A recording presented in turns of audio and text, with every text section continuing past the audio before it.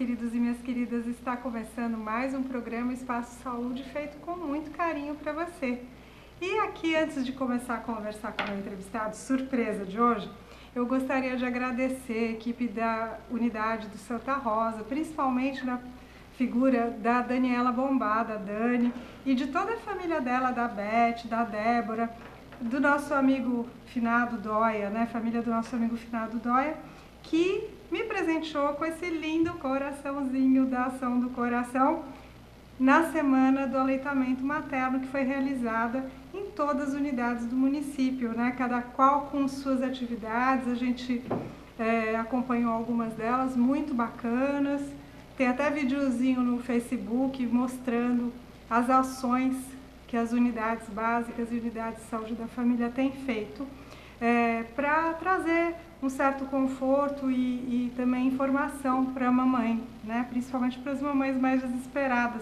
E é a elas que a gente dedica o programa de hoje, trazendo novamente o Dr. Rui de Paiva, médico pediatra, que nos honra com a sua presença. Obrigada, viu, Dr. Rui? É um prazer, Maria. Eu que agradeço a oportunidade. Não, suas dicas são concorridas, preciosas, já tem gente divulgando e copiando o link do programa, o que me deixa muito satisfeita. Que ótimo. A ideia é exatamente ser útil, né, a todas as mães e pais que possam se aproveitar dessas informações. São informações preciosas, Dr. Rui. Inclusive, as mães de primeira viagem costumam ser muito desesperadas ou hoje em dia, com tanta informação, a gente fica mais tranquila? Como é que é esse comportamento? Então, eu acho que existe uma característica na vida moderna, né, que as mulheres ficaram muito obrigadas a serem super mulheres, né? As mulheres hoje têm que ser profissionais competentes, trabalhar fora de casa, ser esposas maravilhosas e mães perfeitas. Uma carga, né? É uma carga muito grande que a vida moderna, ou esse modo de vida, trouxe para as mulheres. Então, acho que isso é uma coisa que precisa se refletir um pouquinho.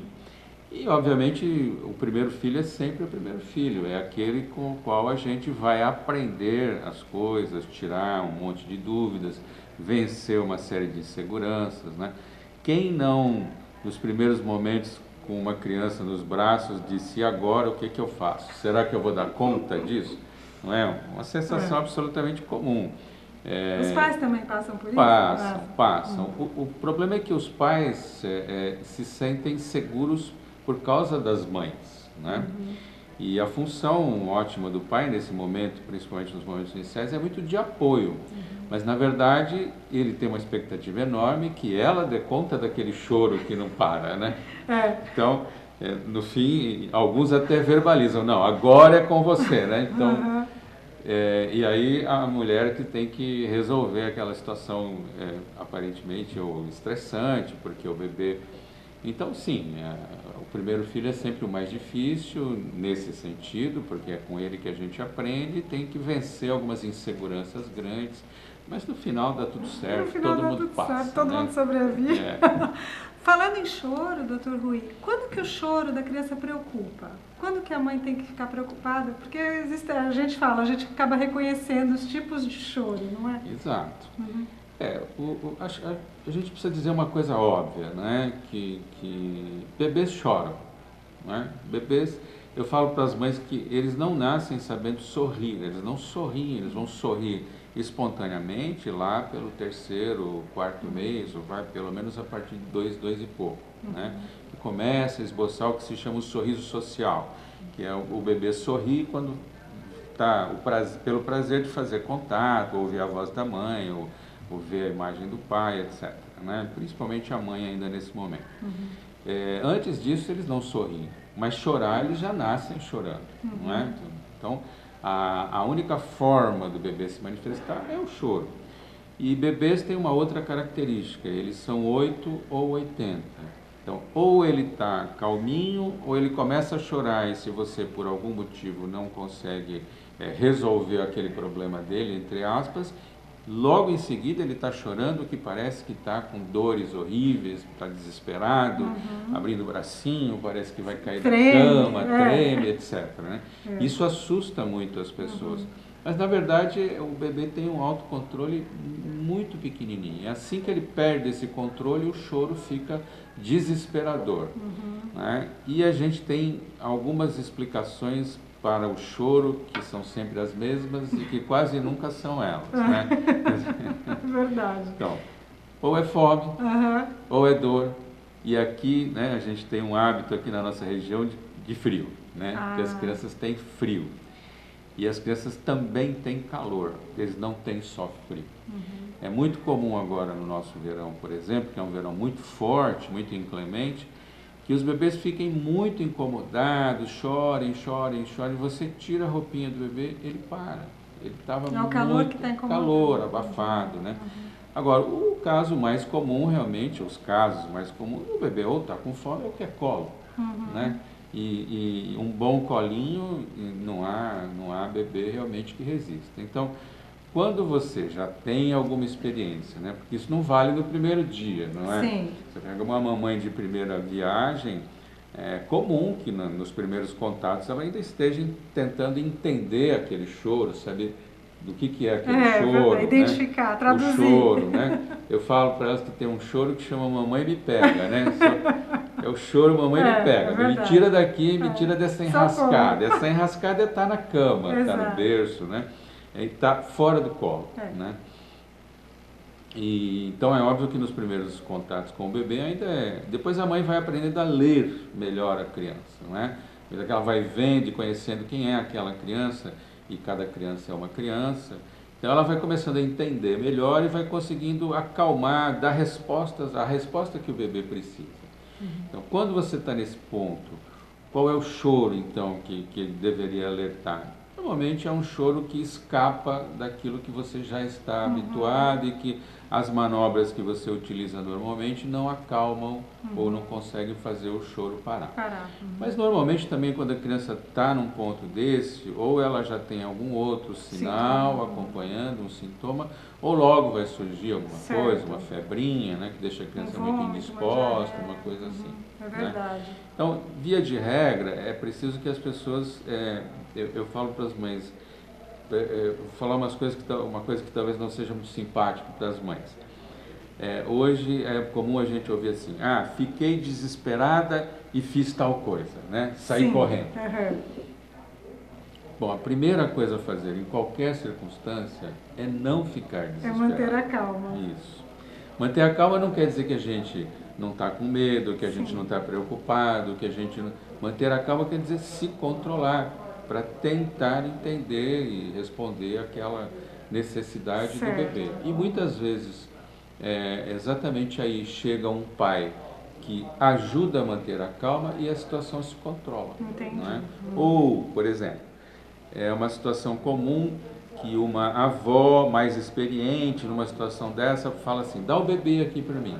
E aí pega o bebê e o bebê se acalma. Se acalma. Né? Por que o bebê se acalma? A avó é melhor do que a mãe? Não, obviamente não. Apenas ela estava tranquila e aquele colinho ficou mais redondo. Mais aconchegante. Mais aconchegante, talvez, né? Porque quando a gente fica muito tenso, o colo parece que começa a ficar cheio duro também, é verdade. Totalmente. A gente se retesa e acaba passando. Isso. Então, é comum que um choro, às vezes exagerado, o bebê às vezes está com uma pequena dificuldade para eliminar gases ou para fazer cocô, começa a chorar, aquilo ganha uma espiral de tensão dentro da casa e aí todo mundo fica muito tenso, o bebê não para de chorar e no fim tudo se resolve com uma eliminação de gases ou com fazer um cocô ou fazer um xixi. Né? É verdade. Então manter a calma é o primeiro passo. Porque a maioria das vezes os problemas são absolutamente corriqueiros e solúveis ali com um pouco de tranquilidade. Legal. Então o primeiro passo é manter a calma.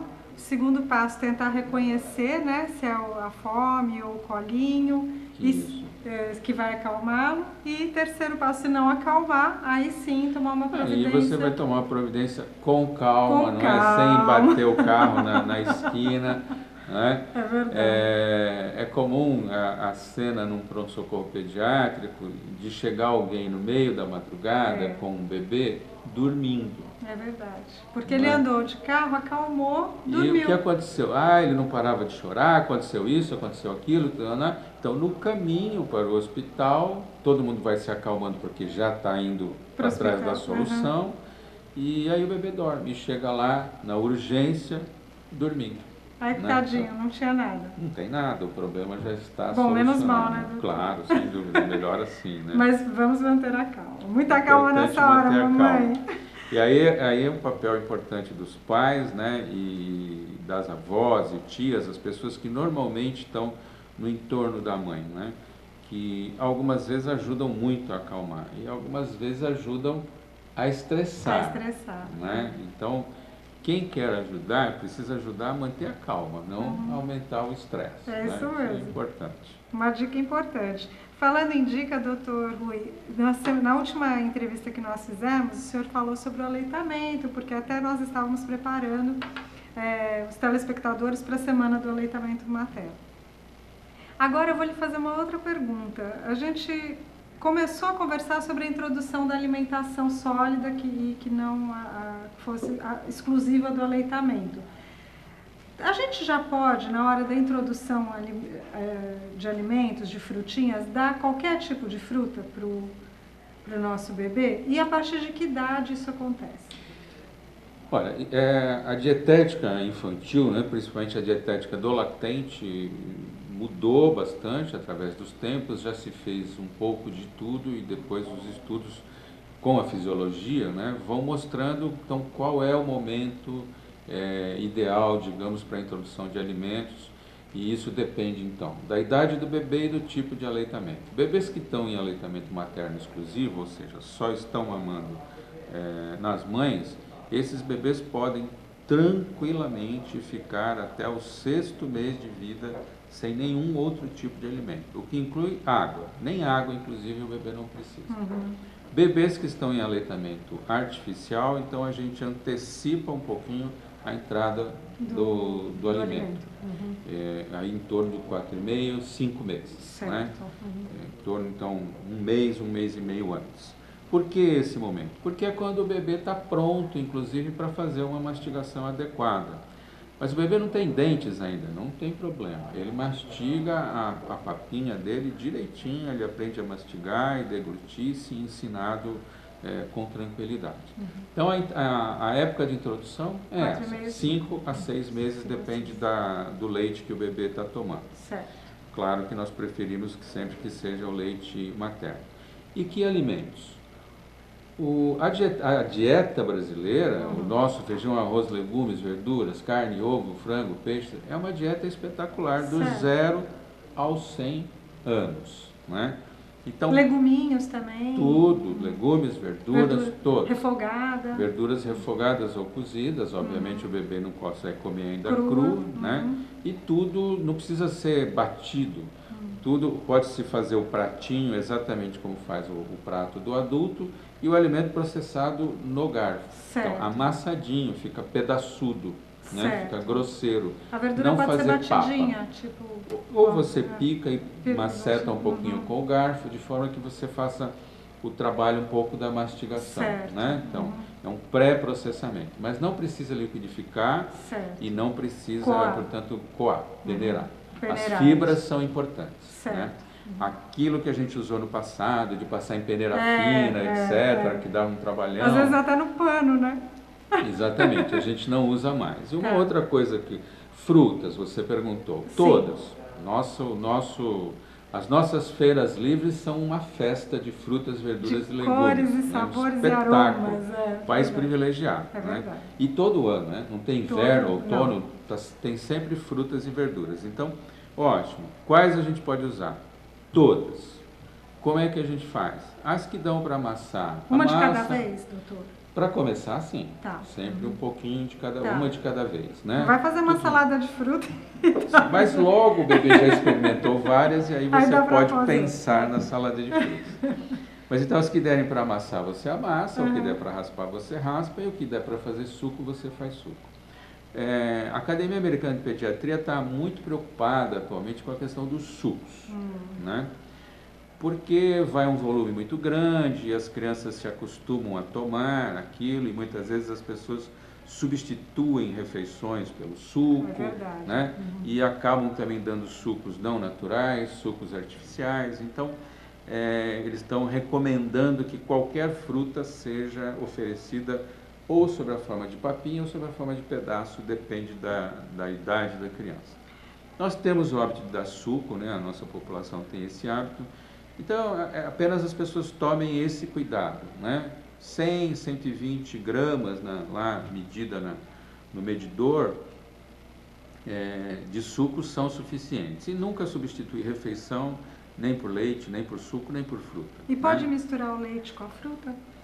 Pode, mas não é necessário. Eu explico para você por quê. Por isso que a gente não gosta que misture também a comida de sal, liquidifique. Quando você mistura tudo, do ponto de vista de educação alimentar, aquilo fica muito pobre, né? Porque se você dá as coisas separadas, a criança aprende texturas, consistências, sabores diferentes. Se você dá tudo junto, do ponto de vista nutricional, fica do mesmo jeito. Vai para o mesmo lugar. É um bom alimento, né? Mas do ponto de vista de educação alimentar, é ruim. Porque aquilo não tem gosto de nada especificamente. É verdade. Né? É verdade. Tem gosto de tudo e de nada. De nada, não identifica.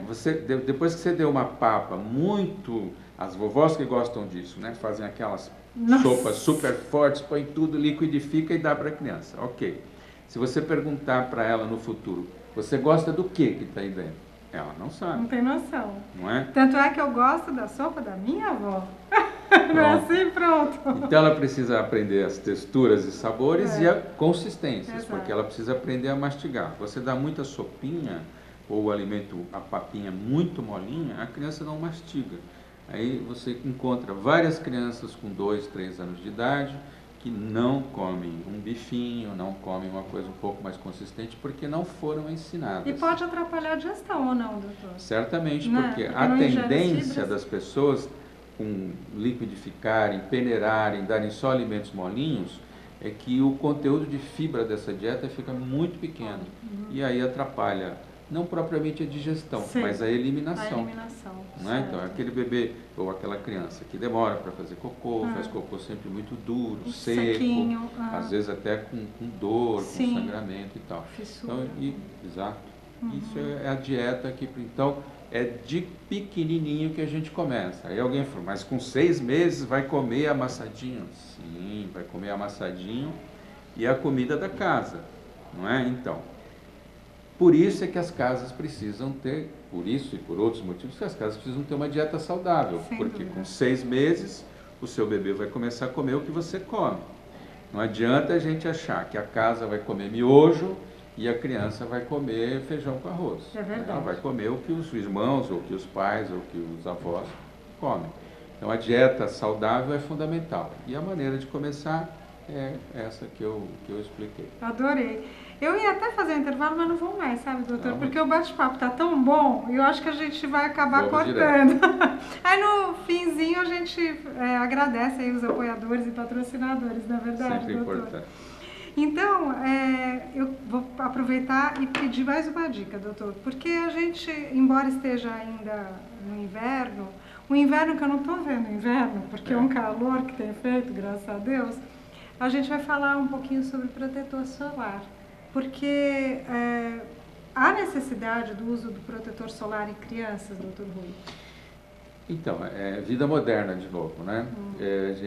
As coisas vão surgindo e o conhecimento avança, a indústria também de cosméticos avança, e aí começam algumas obrigações, com aspas, e outras. Então, o que a gente tem de claro? A gente sabe, hoje é um conhecimento real, científico, que o excesso de exposição ao sol, né, facilita a ocorrência de câncer de pele no futuro, né? Sim. No futuro, não é? Nas crianças. O que é esse excesso de exposição de sol? Então, eu vou dar um exemplo aqui que fica fácil para todo mundo perceber. Há pessoas que vão às praias uma vez no ano nas suas férias quando viajam para a praia, não é? Fora isso, vivem em cidades de interior, onde o clima vive no sul do país, por exemplo, né? Onde o clima não é tão agressivo quanto é no centro, no Nordeste, em termos de sol e calor. E há pessoas que vivem o ano inteiro nas praias. Por exemplo, um surfista, não é? É uma pessoa que vai à praia praticamente todo dia e vai com pouca roupa, exposto ao sol.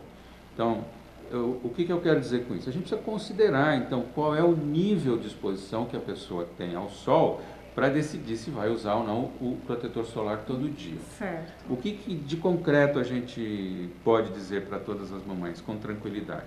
Aquele solzinho que você vai tomar, vai dar para o bebê, aquele banho de sol até 9, 9 e meia, ou de 4, 4 e meia da tarde em diante, não precisa protetor. É um sol saudável, a exposição do bebê é pequena, etc. Você já tem uma criança um pouquinho mais velha e você vai à praia com essa criança, bom, certamente vai passar protetor solar. Certo. Uso diário do protetor solar é necessário? Não, eu não vejo, por mais que alguns digam que é necessário, eu acho que isso não é assim. Sim. Não é assim. A exposição, você não fica lá fritando debaixo do sol, você corre aqui, vai ao sol, depois você está na sombra de novo, você não está lá o tempo inteiro exposto, né? Ou seja, a agressividade é controlada, né? Então acho que não há necessidade disso. Mas toda vez, e principalmente no nosso verão, que é muito agressivo, que a criança for ficar um pouquinho mais exposta, sim, vale a pena usar o protetor solar. E sempre os de recomendação infantil. A diferença dos de recomendação infantil é que eles têm um perfuminho diferente, tem uma cosmética um pouco diferente. Certo. Né? Se puder ser o infantil, ótimo. Se não puder, use um protetor solar. Certo. Não é? E o protetor solar também é importante. Vou usar o 80, que é o mais caro. Né? Isso é importante. Não. De 30, 40 já são... Porque a curva de proteção, depois do FPS 30, ela se modifica muito pouco. Né? Então, para exagerar, o 40 ou 50 já acabou. Não precisa mudar disso e se tiver o 30 está ótimo. Que bom, porque daí o de 30 é meio que da família, né? Isso, já todo mundo usa. Isso.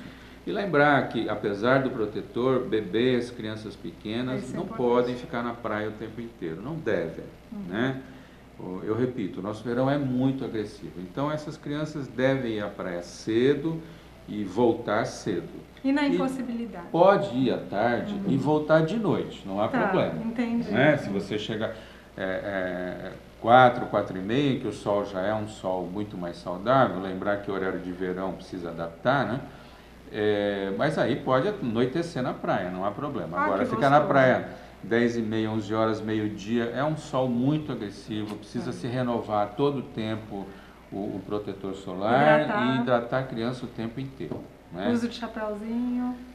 E não adianta ficar embaixo do chapéu de sol, também né? Do guarda-sol. O mormaço, que um bebê, por exemplo, se você não passar filtro solar e ele ficar no mormaço, ele volta vermelho. Tadinho. Já todo verão tem 1, 2, 3 casos no consultório de gente que vai para tratar queimadura de sol numa criança pequena. Né? E no caso de perdi a hora, esqueci ou me distraí e o meu bebê acabou queimadinho. Existe alguma solução caseira para amenizar o desconforto? Queimou, não tem mais jeito. Né? Queimou. Você vai hidratar aquela pele, passar um hidratante desses de bebê, etc. Mas fica dolorido, a gente não pode usar outras coisas em uma área muito grande, né? É um pouco arriscado essa recomendação. Mas hidratar e aguentar um pouquinho, porque o dano já foi causado. Tadinhos, não, a gente precisa bom ficar evitar. atento, Melhor né? Vamos evitar, melhor. Doutor Rui, se o senhor vê como é rápido, eu vou para os finalmente. Ok. Temos mais uma dúvida, inclusive algumas dúvidas o pessoal participa e manda para a gente reproduz aqui para o Dr. Rui. Fica a dica também para você aí de casa, que quiser acessar o nosso Facebook do programa Espaço Saúde, deixar sua dúvida, que o Dr. Rui está disposto a esclarecer alguns assuntos e a gente vai norteando, né? Lógico que não é consulta médica, lembrando, inclusive tem aí o telefone do Dr. Rui, quem quiser marcar uma consulta, né, Dr. Rui? O senhor atende no consultório e tal, é uma outra questão, mas aqui a gente tenta ajudar, auxiliar, é uma utilidade pública. Doutor Rui, o senhor, agora a gente ainda está, embora eu falei, o inverno não está tão rigoroso e tal, mas ainda a gente nota ainda um certo desconforto nas vias aéreas superiores. Um monte de gente fungando, criançada aí com tosse, ainda está rolando esse desconforto de inverno, esses resfriadinhos, essas alergias, rinites e afins? Sempre, né? É uma época do ano. Você vê que esse ano a gente teve um outro fator interessante aqui na nossa região. Não fez tanto frio, mas por outro lado foi um período muito seco, que a maioria de nós não está habituado, né? Nós temos um clima que normalmente é úmido. É úmido, é verdade. Né? E foi um tempo muito seco, e só isso já é suficiente para alterar muito, porque nós estamos acostumados exatamente de uma outra forma. Já falou, já me deu coceira no nariz também. Eu penei também esse inverno. Então, sim, sempre existem essas variações e, obviamente, as crianças têm isso de forma mais intensa, né? Uhum. É preciso diferenciar o que é o vírus, o que são vírus e o que é as rinites alérgicas, né? O mais comum são mesmo as infecções aí, os resfriados, gripinhas, etc, né? E sim, sempre acontecem. Não sei se não, então, eu ia completar, porque assim, algumas pessoas têm o hábito de fazer inalação em casa. É recomendado, doutor? A inalação, apesar do poder eu nem que tenho as pessoas imaginam, não, ela serve para umidificar a via respiratória. Certo. Né? Apenas isso. E dependendo daquela fumacinha que faz, nem chega muito embaixo, só na via respiratória alta mesmo. Certo. Então isso pode ser de alguma contribuição para quem está com um problema. Tá. Normalmente, para quem naquele momento não tem nada, não há necessidade, né? A não ser que a gente viesse com a umidade relativa do ar muito baixa, aí você precisa umidificar, mas você pode usar um spray ou pingar no conta-gotas, o soro fisiológico, ou fazer a inalação. Mas não que isso seja uma coisa... Ou umidificar o ambiente também, né, doutor? Da mesma forma, exatamente. Né? Mas não que seja uma coisa obrigatória, apenas se a pessoa não estiver se sentindo bem. De rotina, então, não é recomendado. Nós estamos equipados todos para viver normalmente. A natureza é perfeita, né? A gente não precisa desses artifícios. Exatamente. Estando numa condição normal. É o que eu disse no começo, né, Marina? A vida moderna trouxe algumas novidades que viram obrigação e a gente se esquece do natural. Que a maior invenção até agora somos nós mesmos, né? É verdade. Um organismo espetacularmente adaptado, né? É verdade. Só imagine, por exercício, o homem vive em todos os lugares da Terra, do lugar mais frio ao lugar mais quente. Se não se adaptasse... O único bicho que vive em qualquer lugar. Não é? Então, é um organismo espetacular. Né? Nossa, foi ótimo. Doutor, muito obrigada novamente por todas as suas dicas e por ter comparecido. Até a próxima, se Deus quiser. À disposição para ajudar todo mundo. Obrigada, doutor Rui. Gente, obrigada pela audiência. Fique com os nossos patrocinadores e até semana que vem, se Deus quiser. Um beijo.